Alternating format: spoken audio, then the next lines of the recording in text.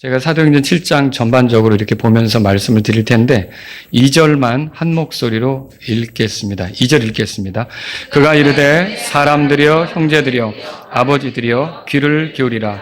영광의 하나님께서 우리 조상 아브라함이 하란에 거주하기 이전 메소포타미아 있을 때 그에게 나타나셔서 아멘.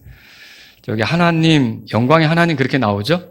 제가 오늘 드릴 말씀의 제목은 이제 스데반이 소개한 하나님, 이런 제목으로 여러분에게 말씀을 드릴게요. 스데반이 공회에 섰던 이유에 대해서 여러분에게 말씀을 드렸습니다. 기억나십니까? 왜 공회에 섰습니까? 그 유대 회당에 어떤 사람들이 스데반을 놓고 이 거룩한 곳 그리고 율법을 대적하여 신성모독한다, 이렇게 그 거짓 고소를 했죠. 그러니까 그 거짓 고소로 인해서 스데반이 공회에 섰고, 스데반은 거기서 자기의 해명을 할 필요가 있었던 거예요. 나는 결코 성전을 모독하는 사람이 아니다. 나는 결코 율법을 모독하는 사람이 아니다. 이런 해명을 할 필요가 있었던 거죠. 그런 해명의 차원에서 했던 게 이 공회에서 있었던 스데반의 설교다, 이렇게 말씀을 드렸어요. 기억나시죠? 그런데 그 스데반의 설교는 크게 내용이, 그러니까 대지가 두 가지라고 그랬죠. 하나는 뭐였냐면, 하나님께서는 어디서나 자신이 원하시는 대로 자기 자신을 드러내실 수 있고 나타내실 수 있고 함께 하실 수 있다, 이걸 말씀을 드렸어요. 그래서 굳이 성전에만 매여가지고 성전에서만 하나님을 만날 수 있다고 생각한 그 이스라엘 사람들의 생각이 잘못되었다는 것을 스데반이 알려준다, 이걸 우리가 본 거죠. 그러면 스데반은 왜 이런 말을 하려고 했을까요? 궁극적으로는 성전된 자기 육체를 헐라고 하셨지만 사흘 안에 일으켜 세우시겠다고 하신 누구요? 예수님. 이 예수님 안에서 지금은 하나님을 만나고 또 하나님께서 예수님을 통해 우리를 만나 주신다고 하는 이것을 말하기 위해서 이렇게 했던 거라고 할 수가 있는 거죠. 두 번째 대지는 뭐였습니까? 두 번째 대지는 스데반이 율법을 모독하고 무시하는 게 아니라 스데반을 고소했던 그 사람들, 유대인들, 그리고 공회에 있었던 그 공회원들이 율법을 무시하는 사람이다, 그 얘기를 하는 거죠. 어째서 그렇게 말합니까? 죄 없는 예수님을 그들이 십자가에서 죽였잖아요. 그 예수님을 죽인 것은 십계명 중에 6번째, 살인하지 말라, 뭐 이렇게 나가죠. 자, 그러면 여러분 거기에 이제 살인하지 말라고 하는 그 계명, 명령을 이 사람들이 어긴 셈이 되는 거죠. 그러면 결국은 스데반이 율법을 무시한 게 아니라 이렇게 예수님을 죽음에 이르게 한 그들이 살인했으므로 율법을 무시한 거다, 이 얘기를 하는 거죠. 이렇게 스데반이 말하는 이유는 뭘까요? 궁극적으로 이들이 죄 가운데 있다는 것을 깨닫게 해서 그들이 죽였던 예수님께로 돌아오게 하려고 스데반이 이 이야기를 한 거죠. 근데 이거를 그들이 듣기 좋아하질 않았어요.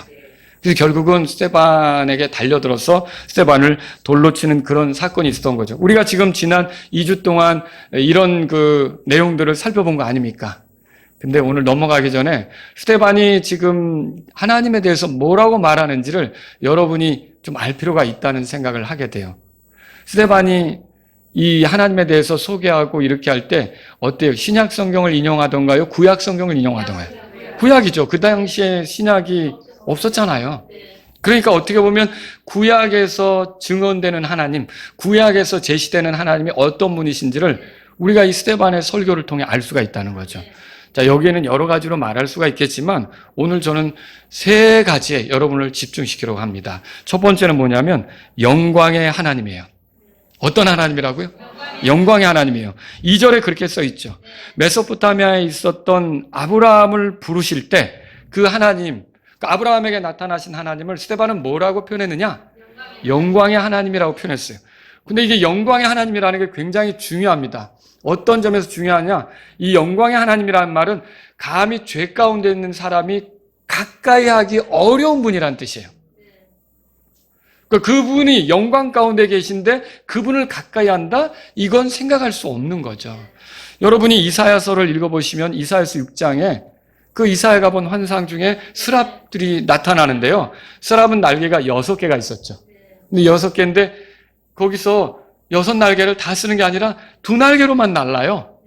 그러면서 이 옆에 있는 스랍에게 뭐라고 말하냐? 거룩하다, 거룩하다, 만군의 주여. 그분의 영광이 온 땅에 충만하도다. 이렇게 얘기해요. 그분의 영광이 온 땅에 충만하도다. 그런데 그 스랍은 죄가 있을까요? 없죠. 스랍은 하나님 가까이 섬기는 거잖아요. 그런데도 하나님을 가까이 하는 게 어려워서 두 날개로는 얼굴을 가리고요. 감히 그분의 영광을 대하지 못하는 거죠. 두 날개로는 발을 가리고 이렇게 감히 하나님을 이렇게 마음대로 이렇게 다가가지 못하면서 두 날개로 겨우 나르면서 하나님의 영광을 찬양했다. 이거죠. 자, 그럼 보세요. 이런 죄가 없는 스랍들도 감히 영광 중에 계신 그 하나님을 가까이 할 수 없어서 어느 정도 격식을 갖춰가지고 날개짓 하면서 그분의 영광을 노래했다면 죄 가운데 있는 우리는 감히 영광의 하나님을 가까이 할 수 있을까요? 모든 사람이 죄를 지어 하나님의 영광에 이르지 못하더니 로마 3장 23절에 써있죠. 영광의 하나님이라는 것은 우리가 함부로 할 수 없는 하나님, 가까이 할 수 없는 그런 하나님, 이런 하나님을 말하는 거라는 거죠. 그런데 이런 영광의 하나님이 아브라함에게 나타났다? 왜 나타난 걸까요? 이건 아브라함 안에서 땅의 모든 민족들이 복을 받게 하려는 거 아닙니까? 그럼 어떤 복일까요? 이 감히 가까이 할 수 없는 그 하나님을 가까이 하면서 친밀하게 지낼 수 있는 그분과 독특한 특별한 관계로 지낼 수 있는 그런 관계로 만들어주기 위해서 그 영광의 하나님이 아브라함을 부르신 거죠. 아브라함에게 나타나신 거죠. 아브라함은 시작일 뿐이에요. 하나님께서 계획하신 건 뭐예요? 아브라함의 씨로 올 예수 그리스도를 통해 모든 죄인들이 하나님하고 이렇게 가깝게 되는 걸 원하신 거 아닙니까? 아브라함은 그 예수님이 오시는 것에 있어서 통로가 되는 인물이 되는 거죠. 자, 여러분, 구약 성경의 기록처럼 영광의 하나님께서 이게 죄인을 가까이 하시기를 원하는데, 여기 이제 구원 계획을 가지고 죄인을 가까이 하기를 원하시는데, 우리가 구약 성경을 보면 뭘 알 수 있느냐? 감히 우리가 근접할 수 없는, 가까이 갈 수 없는 그 하나님이 사람에게 기회를 주셔서 그분과 가까이 지내게 하시려고 한다는 걸 보게 되는 거죠. 이거 놀라운 은혜 아닙니까? 이건 굉장한 은혜라는 거예요.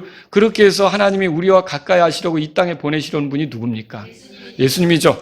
자, 사도행전 7장 52절에 보세요. 거기에 구약에서 끊임없이 이분에 대해서 말하는 거예요. 다 같이 읽겠습니다. 예언자들 중에서 너희 조상들이 핍박하지 아니한 자가 어디 있느냐? 그 의로우신 분의 오심에 대해 미리 보여준 자들을 그들이 살아했고 이제 너희가 그분을 배반하여 넘긴 자요 살인한 자가 되었느니라. 여기 그 의로우신 분, 이분이 누구예요? 예수님이죠. 그분이 오심은 구약 성경에서부터 이미 예언된 거죠. 그러니까 왜 예수님이 오실까요? 이 영광의 하나님에게 우리가 이룰 수가 없는데, 가까이 다가갈 수가 없는데, 우리가 이 예수님을 통해 하나님과 가깝게 될 수 있도록 하기 위해서 이 의로우신 분을 보내시려고 했던 거죠. 결국 예수님이 이 땅에 오신 목적은 뭐예요? 저와 여러분들을 하나님과 화해시키고 하나님하고 친밀해지고 하나님하고 가깝게 하려고 그렇게 오셨다라고 하는 거죠. 여러분, 그래서 구약 성경은 잘 따져보면 영광의 하나님이 우리를 그분과 가깝게 하시기 위해서 누군가를 보낸다는 얘기예요. 누군가를 보낸다는 메시지란 말이죠. 누구를 보낸다는 거예요? 구원자죠. 그래서 이 성경 기록은, 구약 성경 기록은 누구에 관한 기록입니까? 예수님에 관한 기록이죠. 그래서 예수님은 성경 기록에 대해 이렇게 말했어요. 요한복음 5장 39절에 성경 기록들을 탐구하라. 이는 그것들 안에서 너희가 영원한 생명을 얻는 줄로 생각하고 또 그것들이 나에 대하여 증언하는 것들이기 때문이라. 구약 성경이 누구에 대해서 말하는 책이에요. 실제로 구약 성경에 보면 예수님이라는 이름이 나와요, 안 나와요? 안 나오죠. 하지만 예수님을 보여주는 인물들이 있습니까? 예수님을 보여주는 사건들이 있습니까? 예수님을 보여주는 예언들이 있습니까? 예수님을 보여주는 모형들이 많이 가득 차 있죠. 그래서 성경을 읽을 때 여러분들이 그냥 단지 어떤 훈화, 교육, 어떤 나를 이렇게 좀 지식적으로 깨우치는 그런 책으로 볼 게 아니라 성경을 통해 예수님을 발견하려고 하셔야 된다는 거죠. 왜냐? 이 성경은 누구에 대해서 보여주는 책이에요? 예수님에 대해서 보여주는 책이기 때문에 그렇다는 거죠. 마태복음 5장 17절에 내가 율법이나 예언자들의 글을 폐하러 온 줄로 생각하지 말라. 나는 폐하러 온 것이 아니요. 뭐라고 돼 있어요? 성취하러 왔노라 그랬죠. 예수님이 이 땅에 오신 건 뭐예요? 구약의 그 증언들을 성취하려고 오셨다. 예수님이 그걸 이루려고 오셨다. 그걸 말하고 있는 거죠. 그래서 우리가 복음에 대해서도 말할 때 성경 기록대로 그리스도께서 우리의 죄들로 인하여 죽으시고 묻히셨다가 성경 기록대로 셋째 날에 다시 일어나시고. 그럼 여러분, 성경 기록대로라는 말이 무슨 말이에요? 구약 성경 기록대로, 예언된 대로, 그 구약에서 말해진 대로. 그래서 스데반은 이 구약 성경을 통해 영광의 하나님에 대해서 말하면서 이 영광의 하나님이 우리와 가깝기를 원하셔서 앞으로 보낼 분이 있다는 것을 이렇게 제시하려고 했던 거죠. 여러분, 그분이 누구라고요? 예수님이시란 말이죠. 이렇게 죄인과 화해를 이루시고자 아브라함을 부르신 그 하나님을 스데반은 영광의 하나님 그렇게 소개했어요. 자, 두 번째로요, 심판자 하나님에 대해서 말씀드리려고 해요. 여러분 7절에 가보세요. 사도행전 7장 7절 다 같이 읽습니다. 또 하나님께서 이르시되 그들을 종으로 삼게 될 그 민족을 내가 심판하리니 그 후에 그들이 나와서 이곳에서 나를 섬기리라 하셨느니라. 자, 여기 보면 그들을 종으로 삼게 될 민족 그랬는데 이 그들은 누굽니까? 이스라엘이죠. 아브라함의 후손, 이삭의 후손, 야곱의 후손, 이스라엘이죠. 이스라엘 백성을 말하는 거죠. 자, 이 사람들이 낯선 땅에 머물게 될 것을 이미 하나님께서 아브라함에게 말씀하셨어요. 6절에 보세요. 거기 또 하나님께서 이같이 말씀하시되 그의 씨가 낯선 땅에 머물게 되리니, 이거 창세기 15장에 나오는 말씀입니다. 그들이 그들을 속박하여 400년 동안 악하게 다루리라 하셨느니라. 그래서 여러분이 출애굽기 1장에 가보면 어떤 내용으로 나오냐면 요셉을 알지 못하는 파라오가 나타나서 이스라엘 백성을 굉장히 괴롭히는 내용을 읽어볼 수가 있다는 거죠. 자, 여러분, 그런데 여기 보니까 하나님께서 민족을 심판한대요. 그럼 이 민족은 어떤 민족이에요? 이집트 민족이죠. 그죠? 그들을 속박하는 민족이니까 이집트 민족이죠. 이집트를 7절에 보세요. 내가 심판하리니, 그렇게 써 있죠. 내가 심판하리니. 그러면 영광의 하나님께서 심판하신다는 뜻이에요. 뭐에 대해서 심판하실까요? 죄에 대해서 심판하는 거죠. 그러면 이집트 사람들은 왜 심판받을 수밖에 없을까요? 이 사람들이 하나님을 존중합니까? 여러분, 죄의 그 본질은 뭐예요? 하나님께 등 돌리는 거죠. 하나님을 존중하지 않는 거죠. 하나님을 무시하는 거예요. 거기서부터 많은 죄악된 행동들이 나오는 거죠. 그런데 이집트의 통치자인 파라오가 주가 누군데, 내가 왜 주의 말을 들어야 되는데, 모세 앞에서 그랬잖아요. 벌써 그게 죄죠. 그렇게 하면서 이스라엘 백성을 괴롭히는데 남자아이들이 태어나면 죽이라고 하잖아요. 그리고 심지어 남자아이가 태어나면 강물에 갔다가 던지라고까지도 얘기하잖아요. 얼마나 끔찍합니까? 이 이집트에는요, 우상숭배가 있었어요. 성적으로 부도덕함이 있었어요. 폭력이 있었어요. 그리고 긍휼도 없고 잔혹함이 있었어요. 그러니까 이스라엘 백성을 괴롭히는 거죠. 그리고 이 이스라엘 백성의 아들들을 이렇게 죽이려고 했던 그 끔찍한 살인도 있었던 거죠. 하나님께서 이 죄를 그냥 두고 보실까요? 하나님은 반드시 죄에 대해서 심판하신다는 거예요. 그래서 내가 심판하리니, 이 말은요, 하나님께서 이런 악행을 심판하신다, 죄를 용납하지 않으신다, 그걸 보여주는 거예요. 그러면 지금 이스라엘 백성이 예수님을 거절하고 예수님을 전하는 사람들을 괴롭히고 예수님도 죄 없는데 죽였잖아요. 이런 죄들에 대해서 하나님이 그냥 두고 보실까요? 아니죠. 여러분과 제가 구약 성경을 통해서 볼 때 알아야 될 건 하나님이 반드시 심판하시는 분이다. 영광 중에 계신 그 하나님이 반드시 심판하시는 분이다. 이걸 알 필요가 있다는 거죠. 하나님께서 아담과 이브가 범죄했을 때 그대로 두셨습니까? 아닙니다. 그들을 그 에덴 동산에서 하나님이 준비하신 좋은 곳에서 내쫓았어요. 물론 그들을 위해 짐승을 잡아 죽이기도 했어요. 그들에게 가죽옷도 입히셨단 말이죠. 하지만 그들을 궁극적으로 그 좋은 곳에 들어올 수 없도록 내쫓으셨어요. 그리고 접근하지 못하게 막으셨고요. 여러분, 하나님께서 사람의 사악함이 땅에 커지고 또 그들의 마음에서 나오는 생각의 모든 상상이 항상 악할 뿐임을 보실 때 그들을 그대로 두셨습니까? 아니죠. 물로써 심판하셨어요. 물론 노아에게는 기회를 주셨어요. 방주를 만들도록 했죠. 그래서 노아와 그 가족은 건진받았지만 나머지 사람들은 다 어떻게 됐습니까? 대홍수에 의해서 그들이 다 물속에 잠겨 생명을 잃었던 거죠. 죽임을 당했던 거죠. 하나님은 죄에 대해서 심판하시는 분이십니다. 여러분, 소돔 고모라, 특히 소돔이 그 사악함이 하나님 앞에 극심할 때 하나님께서 소돔을 그대로 두셨습니까? 아니요. 불로써 심판했어요. 물론 그 소돔 안에 거하는 롯과 그 두 딸은 건지셨죠. 그러나 나머지 사람들은 어떻게 됐어요? 그 도시와 그 주변 도시, 그 평야가 다 뒤집어 엎어졌고 불로써 결국 사람들이 멸망하게 되는 일이 있었다는 거죠. 뭘 보여줍니까? 하나님께서는 반드시 죄에 대해서 심판하신다. 이걸 보여주는 거죠. 또 이집트 사람들이 사악하게 굴 때 하나님은 어떻게 하셨어요? 그대로 두셨습니까? 아니에요. 10가지 재앙을 내리셔서 그들을 완전히 망하게 만드셨죠. 물론 그 이집트에 가는 이스라엘 사람들은 안전하게 하셨어요. 고센 땅이라고 거기에 거하면서 그들은 구별되게 하셨죠. 그러나 나머지 이집트 사람들은 어떻게 했어요? 마지막에는 처음 난 그 초태생까지 다 죽임당하고 그리고 그것도 모자라서 홍해바다에서 수장돼서 끔찍한 종말을 맞는 걸 여러분 읽어보시죠. 이게 뭘 보여주고 있어요? 하나님께서는 반드시 죄에 대해서 심판하신다는 걸 보여주는 거죠. 하나님께서 가나안 사람들에 대해서는 어떻게 하실까요? 아브라함이 있을 때만 해도 그들의 죄가 그렇게 극심하지는 않았죠. 그러나 이게 시간이 흐르고 세월이 흘러서 이 가나안 땅 사람들이 극심하게 악을 행하게 됐어요. 우상 숭배에 빠졌고요. 성적으로 타락했죠. 레위기 18장을 읽어보면 그거 나오잖아요. 하나님께서 그들을 그대로 두셨습니까? 아니요. 그 땅이 그들을 토해내게 하셨죠. 그 결과로 어떻게 됐어요? 이스라엘이 그 여호수아가 그 이스라엘 사람들을 데리고 들어가서 그들을 사륙하잖아요. 그들을 그 땅에서 내쫓잖아요. 이런 엄청난 일이 일어나게 하셨다는 거죠. 이게 뭘 얘기하는 겁니까? 하나님께서는 반드시 죄에 대해서 심판하신다. 영광의 하나님께서 죄인들을 심판하신다. 이것들을 보게 되는 거죠. 그럼 결국 공회에서 그렇게 거짓 증인으로 나서 고소하는 자들을 하나님 그냥 두실까요? 종교적 기득권을 가지고 예수님을 죽인 사람들, 또 예수님을 전하는 사람들을 괴롭히는 사람들 가만히 두실까요? 하나님 반드시 심판하시죠. 왜 스데반이 이런 얘기를 할까요? 왜 심판에 대해서 말할까요?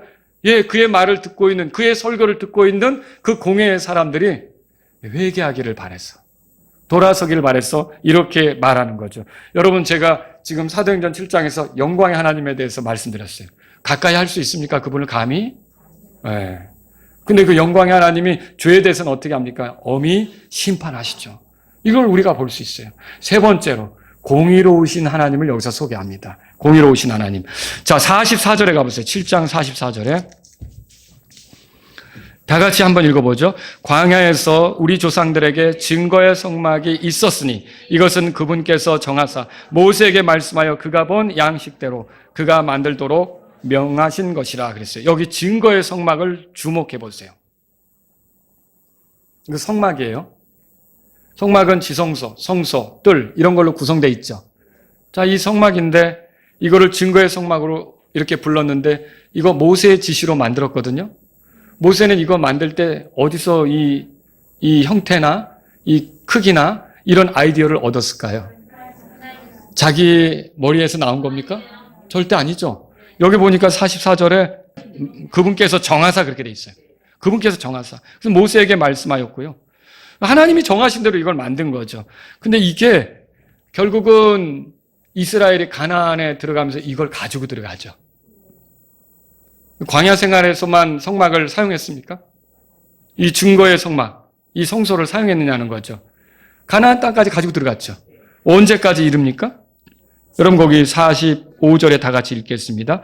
그것을 또한 뒤에 일어난 우리 조상들이 하나님께서 우리 조상들 앞에서 몰아내신 이방인들의 소유지 안으로 예수와 함께 들어와 다윗의 시대까지 이르렀느니라. 여호수아와 함께 들어와서 다윗의 시대까지 이르렀다는 거죠.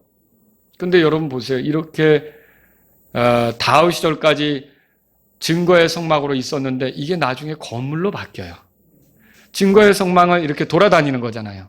근데 건물은 돌아다닐 수는 없잖아요. 한 곳에 고정되는 거죠.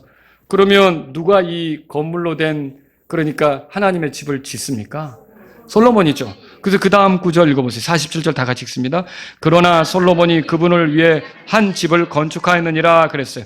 이게 집을 건축했는데 이걸 뭐라 그러냐면 성전이라고 부르죠.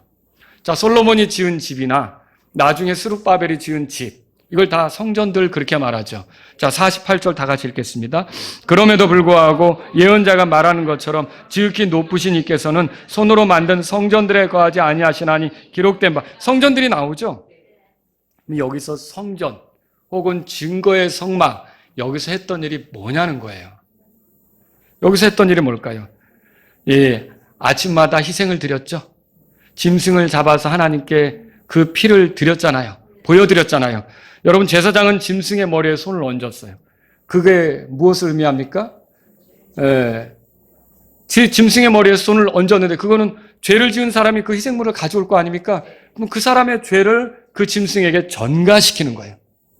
그리고 누구를 죽이는 거예요? 죄를 지은 사람을 죽여요? 그 짐승을 죽여요? 짐승을 죽이죠. 그런데 그렇게 죽이면서 이 사람의 죄에 대한 심판을 집행하는 거예요. 그리고 이 사람에 대해서는 뭘 할까요? 용서를 해주십니다. 여러분, 이거 놀랍습니다. 여기서 이 피 흘리는 희생, 성막이나 성전에서 있었던 이 피 흘리는 희생이 갖는 의미는 크게 두 가지예요. 하나는 뭐냐면 심판자 하나님께서 죄인을 심판하신다는 거죠. 근데 그 성막이나 성소에서 심판할 때, 죄를 심판할 때 죄 지은 자를 심판해요? 죄 지은 자가 가져온 희생물을 죽여서 그 죄를 심판하는 거예요. 그러면 또 하나는 뭐냐? 영광의 하나님께서, 감히 가까이 할 수 없던 그 하나님께서 그런 그 희생을 통해 죄인들의 죄들을 용서해 주시며 하나님을 가까이 할 수 있게 허락해 주시는 거예요. 이게 화해죠. 이게 얼마나 놀라운 일입니까? 이런 일들을 이루시는 거죠. 그래서 이 피 흘리는 희생을 통해 하나님은 죄인의 살 길을 보여주셨어요. 여러분 들어보셨을 거예요. 율법에 의해 거의 모든 것이 피로써 정결하게 되나니 피 흘림이 없이는 사면이 없느니라. 히브리서 9장 20절에 말하고 있죠. 그러니까 우리의 죄들이 사면받아 하나님을 가까이 할 수 있게 만들어주는 이 원리, 이거를 보여주기 위해서 구약에 성소가 있었다는 거예요. 성전이 있었다는 거예요. 근데 이게 굉장히 공의로운 거예요. 죄는 심판하고 용서해 주는 거죠. 근데 죄에 대해서 심판하지 않고 그냥 용서해 주면 어떻게 될까요? 비난하겠죠. 왜 그렇게 용서해 주냐? 여러분 그러지 않습니까? 처벌도 받지 않았는데 그냥 용서해 준다면은 그게 비난받을 일이죠. 근데 반드시 처벌을 하는 거예요. 그 사람이 가져온 희생물을 죽여서 반드시 처벌하는 거예요. 심판하는 거죠. 그리고 용서를 선언하는 거예요. 그래서 영광의 하나님과 가깝게 지낼 수 있게 하는 거죠. 여러분 이거 놀라운 은혜 아닙니까? 스데반이 그것을 여기서 비춰주는 거예요. 그러면 그때 희생됐던 것, 구약의 짐승들은 다 모형이지만 그 모형에 해당하는 실체는 누구입니까? 예수님이시죠. 그래서 37절에 보세요. 스데반이 이렇게 모세가 했던 말을 인용해서 말하죠. 37절 다 같이 읽습니다. 이스라엘 자손들에게 주 너희 하나님께서 너희 형제 가운데 나와 같은 한 예언자를 너희에게 일으켜 세우시리니 너희는 그의 말을 들을지어다 하고 말한 이 사람이 그 모세님. 나와 같은 예언자, 한 예언자, 그를 주님이 일으켜 세우실 텐데 너희는 그의 말을 들을지어다라고 했는데 이 예언자가 누구예요? 예수님이죠. 모세와 같은 예언자. 그 예수님이 오실 거라는 것을 미리 말한 거죠. 여러분 하나님께서 모세를 통해 율법을 주신 이유는 뭡니까? 아침에도 말했지만 구원받는 방법으로 주신 겁니까? 아니에요. 우리는 그렇게 생각하면 안 된다 그랬죠. 율법은 구원받는 방법으로 주신 게 아니에요. 율법을 지키려고 노력하면 여러분 그게 알아야 될 게 하나라도 어기면 다 어긴 게 되는 거예요. 마치 뭐와 같을까요? 이렇게 위에서 이제 쇠사슬이 있고요. 쇠사슬이 있는데 10개의 쇠사슬이 있다고 보세요. 그 밑에 어마어마한 그 쇠덩어리가 있어서 그게 떨어지면 나는 묶여있고 맞아 죽는 거예요. 그런데 거기서 하나만 끊어지면 어떻게 될까요? 10개 다 끊어질 필요도 없어요. 하나만 끊어지면 어떻게 되죠? 나는 그거 맞을 수밖에 없는 거죠. 율법이란 그런 것 같은 거예요. 하나만 어겨도 다 어긴 것 같이 되는 거죠. 그 사람이 사망에 이르는 거죠. 여러분 그래서 율법은 우리를 구원할 목적으로 주신 게 아니에요. 다만 이 율법을 보면요. 하나님께서 우리를 어떻게 구원하실지 이거를 엿볼 수 있게 돼요. 여러분 누구든지 구원받으려면 먼저 자기가 죄인인 걸 알아야 되죠. 율법은 죄를 알게 하죠. 그리고 그 죄로는 죄 가운데 있어서는 영광의 하나님을 가까이 할 수 있습니까? 심판당할 수밖에 없죠. 그러면 율법에 따라 희생물이 필요하죠. 율법에 따라. 그 율법에 따른 희생물이 필요한데 그 희생물이 되시겠다고 예수님이 오신 거죠. 그리고 그 율법대로 희생물을 드리면 어때요? 그 사람이 어떤 죄 가운데 있든지 하나님 앞에 그 희생물이 심판받은 걸로 죄는 용서받고 계속 섬길 수 있는 기회를 갖게 되는 거죠. 이걸 우리가 발견하는 거죠. 히브리서 10장으로 가보세요. 히브리서 10장. 그래서 우리가 구약시대 사람들은 어떻게 구원받을까 이렇게 생각해 볼 때 제사 드려서 구원받는 거 아니에요? 여러분 아니죠. 구약이든 신약이든 다 예수님께서 구원하십니다. 그렇죠? 그런데 믿음으로 구원하는 거죠. 그렇죠? 그런데 보세요. 구약시대 사람들 이 4절에 보시면 이는 황소들과 염소들의 피가, 이거 구약에 드렸던 거죠. 죄들을 제거하는 것이 가능하다고 그랬어요? 불가능하다 그랬죠. 이건 어디까지나 잠시 죄를 덮어 속죄하는 모형이었지. 그러니까 실제로 우리에게서 심판받을 죄를 완전히 없애는 거는 누가 하는 거예요? 예수님이 하시는 거죠. 그걸 성경에 말하고 있는 거예요. 11절 보세요. 다 같이 읽어볼게요. 다 같이 읽습니다. 또 모든 제사장마다 서서 날마다 섬기면서 동일한 희생물들을 자주 드렸는데 그것은 결코 죄들을 제거할 수 없느냐. 예, 구약시대 제사장들이 동일한 희생물을 반복적으로 드렸는데 죄들을 제거할 수 있다고요? 아니요. 죄들을 제거할 수 없었다라고 성경이 말하고 있어요. 그러면 어떻게 해서 죄들을 제거할까요? 완전히. 이건 하나님의 어린 양이 필요합니다. 여러분, 아브라함이 이삭을 데리고 모리아산에 올라갈 때, 그죠? 그 나무도 가져가고 불도 가져가는데 번제할 헌물이 없었죠. 이삭이 물었죠. 번제 헌물로 드릴 어린 양은 어디 있나이까? 그때 아브라함이 뭐라고 대답했죠? 하나님께서 친히 번제 헌물을 위한 어린 양을 예비하시리라. 근데 그 어린 양은 어디에 있습니까? 그 어린 양은 어디서 찾을 수 있습니까? 예, 영광의 하나님이 사람과 가까워지기 위해서 육체가 되셔서 나타나셨어요. 그분이 누굽니까? 예, 임마누엘이죠. 우리와 함께 하시는 하나님, 그 뜻이에요. 임마누엘이. 그 예수님께서 오셨는데 그 예수님께서 요르단강 근처에서 이렇게 사역하실 때 그 예수님을 바라본 침례자 요한이 예언자 아닙니까? 예, 하나님께서 세우신 예언자 아닙니까? 하나님께서 구주 예수님 앞에 미리 보낸 예언자 아닙니까? 그 예언자가 예수님이 지나가는 걸 보고 뭐라 그랬습니까? 세상 죄를 제거하는 하나님의 어린 양을 보라. 그렇게 말했잖아요. 결국 어린 양은 누구예요? 예수님이죠. 예, 구약의 짐승들로 우리의 죄들이 제거되는 것은 불가능했지만 예, 속죄를 이루어서 덮는 것처럼 보였죠. 그래서 덮었죠. 그래서 잠시 하나님이 보이지 않겠지만 완전히 우리가 심판받지 않도록 해결하는 건 누가 해결하는 거예요? 예수님이 해결하는 거죠. 그래서 예수님에 대해서 지금 말한 거죠. 여러분, 모든 사람이 죄를 지어 하나님의 영광에 이르지 못했습니다. 하나님으로부터 죄를 용서받지 못한다면 심판을 당해야 하죠. 그런데 아무도 그 죄에서 스스로를 깨끗하게 할 수 없습니다. 죄에서 정결하게 하는 것은 길이 오직 하나예요. 뭐냐면 율법에 따라 피 흘리는 희생이 필요하고요. 하나님이 준비한 어린 양이 죽어야만 하는 거예요. 근데 그 어린 양이 누굽니까? 예, 영광의 하나님이 하늘의 영광을 버리고 이 땅에 오셔서 사람이 되신 거예요. 그분이 우리를 위한 어린 양으로서, 하나님의 어린 양으로서 준비된 거죠. 그분은 완전한 사람이셨고 완전한 하나님이셨어요. 하나님은 죽을 수 없잖아요. 그 하나님께서 죽는 분, 피 흘리는 분이 되고자 사람이 되신 거죠. 그리고 이 땅에 오셔서 성막과 성전 안에서 있었던 희생제사의 그 진짜 모습을 십자가에서 보여주신 거죠. 자기를 희생물로 쏟으신 거죠. 아브라함은 그래서 이렇게 했어요. 예수님이 이 말씀하셨죠. 너희 조상 아브라함은 나의 날 보기를 기뻐하다가 그가 그날을 보고 기뻐하였느니라. 요한복음 8장 56절이에요. 읽어보신 적 있죠? 아브라함은 자신이 죄인인 걸 알았을까요? 알았겠죠. 세상 사람들이 죄인이라는 걸 알았을까요? 알았겠죠. 온 세상이 죄 가운데 있다는 걸 알았겠죠. 그런데 그래서 영광의 하나님께 다가갈 수 없고 심판자 하나님 앞에 심판을 당할 수밖에 없는 형편에 있었지만 그 하나님께서 친히 준비하신 어린 양이 언젠가 오실 것이고 그분이 우리의 죄들을 해결한다면 얼마나 기쁜 일인가, 얼마나 복된 일인가. 여러분, 이건 아브라함은 생각할 수가 있었던 거죠. 그래서 아브라함은 나의 날 보기를 보다가 기뻐하였고 이렇게 말했던 거죠. 여러분, 영광의 하나님은 인간의 죄를 용서하시지 않습니다. 반드시 심판하셔야 됩니다. 그런데 하나님은 사람을 사랑하셔서 가까이 하길 원하십니다. 그렇게 해서 대신 우리의 죄 때문에 희생당하실 희생물을 준비하셨는데 그 어린 양을 심판하시고 그 어린 양이 나의 죄 때문에 찢겼다, 죽었다 이렇게 믿는 사람에 대해서는 용서하시고 화해를 이루시는 거예요. 이게 하나님이 하시는 방법이에요. 히브리서 10장 보세요. 거기 5절에 그런즉 그분께서 세상 안으로 들어오시는 때 누가 들어온단 말이에요?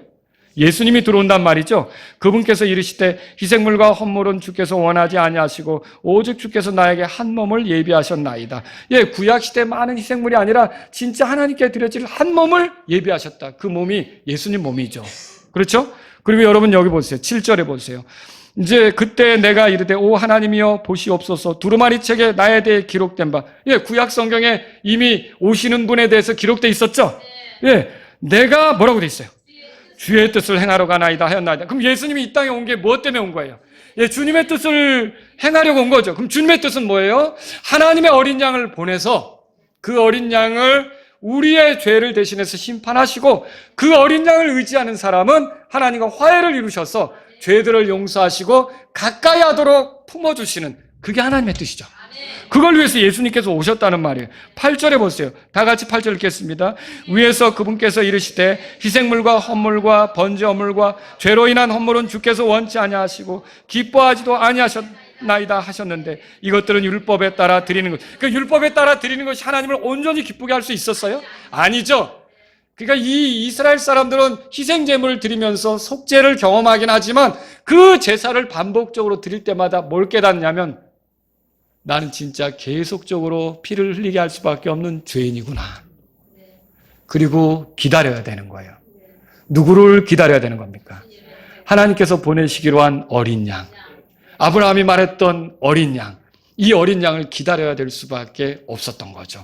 여러분 그렇게 해서 10절에 가보세요. 10절에 어떤 일이 벌어지는가. 다 같이 읽겠습니다. 바로 이 뜻에 의해 예수 그리스도의 몸이 모든 사람을 위해 단 한 번 드려짐을 통해 우리가 성별되었도다. 성별됐다. 거룩히 구별됐다. 그 말 아닙니까? 이게 어떻게 이루어졌느냐? 이 주님의 뜻에 의해 예수 그리스도의 몸이 희생물로서 어린 양의 죽음으로써 단 한 번 드려짐으로써 그 예수님을 통해 우리가 성별되었다. 이렇게 말하는 거죠. 여러분 그래서 결국은 우리가 예수님을 통해 깨끗하게 되어서 이젠 영광의 하나님께 갈 수가 있게 된 거예요. 영광의 하나님께 이룰 수가 있게 된 거예요. 영광의 하나님과 친밀하게 지낼 수 있게 된 거죠. 이게 얼마나 놀라운 일입니까? 그래서 하나님을 뭐라고 불러요? 아버지. 아버지. 우리는 하나님의 어떤 위치에 있게 됐어요? 아들. 우리는 그런 위치에 있게 된 거죠. 여러분 여기 12절에 보겠습니다. 12절 다 같이요. 그러나 이 사람은 죄들로 인한 한 희생물을 영원히 들이신 후에 하나님의 오른편에 앉으셨느니라. 예, 보세요. 11절은 제가 읽을게요. 또 모든 제사장마다 날마다 섬기면서 동일한 희생물들을 자주 드렸으니 그것은 결코 죄들을 제거할 수 없다. 이 구약의 희생은 죄들을 제거할 수 없지만 12절에서는 이 사람 예수님은요 죄들로 인한 한 희생물을 영원히 드리셔서 하나님 오른편에 앉으셨다. 이렇게 하나님을 가까이 한다는 건 그분이 희생 드린 제사가 성공적이었어요? 실패한 거예요? 성공한 거죠. 하나님이 받으시는 것이 됐다는 거죠. 여러분 그렇습니다. 하나님은 영광의 하나님이십니다. 지금 스데반이 얘기하는 게 그거예요. 감히 우리가 가까이 할 수 없다는 거죠. 근데 하나님은 우리를 가까이 하시려고 아브라함을 부르셨다는 거예요. 아브라함 안에서 아브라함의 씨를 세우실 거라는 거죠. 그리고 우리의 죄에 대해서는 심판하신다는 거죠. 근데 우리가 심판받으면 정말 영원히 멸망해야 되잖아요. 이 심판자 하나님께서 공의롭게 이 문제를 해결하기 위해서 이 땅에 성막을 보여주시고 성전을 보여주시면서 앞으로 하실 일을 제시하는 거예요. 근데 그게 어떤 일이냐? 하나님이 준비한 어린 양을 보내셔서 이 어린 양의 죽음 안에서 우리 죄에 대한 심판을 집행하시고 그리고 이 어린 양을 내가 의지할 때 이 죄 많은 내가 그 어린 양으로 죄들을 용서받게 해서 영광의 하나님을 가까이 할 수 있게 영원히 그분과 살 수 있게 영원히 영광 중에 내가 살 수 있게 나의 몸조차도 주님이 오시면 영광스러운 몸으로 변화되게 이렇게 해 주시려고 하는 것이 하나님의 계획이라는 걸 구약을 통해서도 엿볼 수 있고 스데반의 설교를 통해서도 엿볼 수 있다는 거죠. 저와 여러분들은요 스데반이 공회 앞에서 구약 성경을 이용해서 영광의 하나님, 심판자 하나님, 공의로우신 하나님을 말하면서 이렇게 전하려고 했던 내용을 깊이 생각해 볼 수 있어야 된다는 거죠. 여러분이 이제 말씀을 마치면서 몇 가지 권면을 드린다면 첫째로 구약 성경 기록을 존중하세요. 어떤 분을 만났는데 자신은 안 읽는데요. 왜? 그건 유대인에게나 해당하고 나는 바울 서신이나 읽겠다는 거죠. 맞아요? 아니에요. 잘못된 거죠. 그랬다면 성경에 바울 서신만 남았게요. 근데 하나님께서 우리에게 창세기부터 주셨잖아요. 이건 왜 그런 거예요? 이게 다 누구에 대해서 말하는 거예요? 예수님에 대해서 말하는 거죠. 그러니까 여러분이 구약 성경을 가볍게 생각하시면 안 돼요. 이게 유대인들만 읽을 책이라고 생각하시면 안 되는 거죠. 여러분은 이 구약 성경을 가지고 스데반이 설교했던 거, 또 초기 교회 성도들이 구약 성경을 통해 예수님을 증언하고 했던 거, 이런 것들을 생각하면서 구약 성경을 존중하시고요. 읽고요. 이 안에서 보여주는 예수님을 찾으실 수 있기를 바랍니다. 예수님을 만나실 수 있기를 바랍니다. 또 여러분에게 구원 방법을 존중하시라고 말씀드리고 싶어요. 하나님의 구원 방법은 공의롭습니다. 영광의 하나님은 죄에 대해서 반드시 심판하시죠. 그러나 죄 때문에 하나님께 준비하신 어린 양이 나를 대신해서 심판받는다고 믿는 사람에 대해선 그 사람의 죄에 대해 하나님이 심판하실까요? 아니죠. 용서해 주시죠. 화해를 이루시죠. 그가 영광의 하나님께 가까이 나오도록 이끌어 주시죠. 이게 놀라운, 여러분이 이 구원 방법을 생각할 때 여러분이 율법을 의지해서 구원받는다, 선한 행위를 해서 구원받는다, 내가 노력해서 구원받는다, 여러분 이거 다 소용없는 일입니다. 우리의 구원의 길은 오직 하나예요. 예수님밖에 없습니다. 예수님의 피로 죄들을 용서받습니다. 예수님을 통해서 아버지께로 가는 겁니다. 예수님을 믿어서 구원받는 겁니다. 그래서 우리는 이 유일한 구원 방법을 존중하고 그 방법으로 나를 건지신, 공의로운 방법으로 나를 건지신 하나님을 찬양하시기 바랍니다. 내 죄에 대한 심판 끝났어요? 아, 정말요? 내 죄에 대한 심판 끝났어요? 어디서 끝났어요? 십자가에서 끝난 거죠. 그럼 내가 신앙자 심판석에서 죄인들을 심판할 때 나 거기서 불려나가서 피고처럼 죄인이라고 공격받고 심판받습니까? 아니죠. 내 죄에 대한 심판은 이미 끝났어요. 그러니까 누구도 내 죄 용서에 대해서 말할 때 나는 이제 자유롭다, 나는 심판받지 않는다라고 말할 때 비난할 수 없어요. 나는 완전히 용서받은 사람이에요. 왜요? 예수님이 어린 양으로서 이제 이거 내 용서를 위해 희생당하셨고요. 예수님 안에서 심판이 집행됐고요. 내가 예수님을 의지할 때 그 피로 내가 용서된다는 거죠. 그래서 이 구원 방법을 존중하시란 말이죠. 여러분, 구주를 멀리하지 마십시오. 신앙생활을 많은 프로그램과 활동으로만 생각하면 안 돼요. 신앙생활을 뭐 하는가 보니까 맨날 교회 가요. 가방 들고 막 교회 쫓아다녀요. 모임 있다 가고 막 아주 바빠요. 그게 굉장히 신앙생활인 것처럼 생각해요. 여러분, 정말로 신앙생활은 뭡니까? 스데반이 왜 공회에 섰죠? 뭐 때문에? 예수님 때문에요. 예수님을 전하다가, 예수님을 선포하다가, 예수님을 드러내려다가 공회에 선 거 아닙니까? 구약 성경은 누구에 대해서 말하죠? 예수님에 대해서 말하죠. 여러분, 이 성경의 주제가 뭡니까? 예수님이죠. 우리가 믿는 분은 누굽니까? 예수님이죠. 우리가 더 알고자 하는 분은 누굽니까? 예수님이죠. 우리가 배우고자 하는 분은 누굽니까? 예수님이죠. 우리가 따르고자 하는 분은 누굽니까? 예수님이죠. 우리는 누구처럼 살고 싶습니까? 예수님이죠. 예수님을 더 알고자 해야 되는데, 예수님을 더 배우고자 해야 되는데, 예수님처럼 살고자 해야 되는데, 그런 건 없고 프로그램과 행사와 이벤트와 이런 것으로 쫓아다니는 건 여러분의 신앙을 껍데기로 만드는 거예요.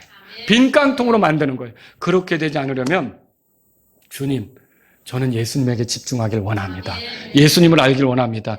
예수님에 대해서 배우길 원합니다. 성경 읽으면서 예수님 만나길 원합니다. 예수님하고 가깝길 원합니다. 저와 여러분들이 이런 그리스도인들이 될 수 있기를 바랍니다. 다 같이 일어서시겠습니다.